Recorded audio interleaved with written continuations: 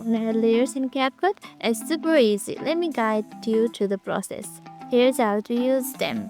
Start opening your project and import your main video into the timeline like this. And add the layer like this, the next video. As you can see, CapCut has automatically created layer. Now once you add it, click on your video like this.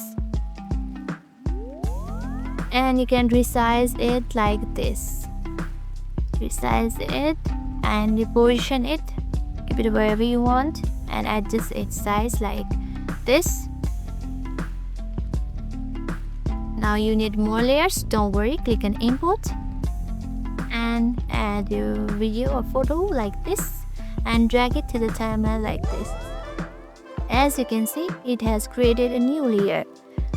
CapCut automatically creates new layer just like this. Now repeat the same process, resize it. Now once you have resized and repositioned it, preview your video, go to adjustment, and you can adjust its color from here, edit it. Once everything is edited, preview your video so that it looks perfect.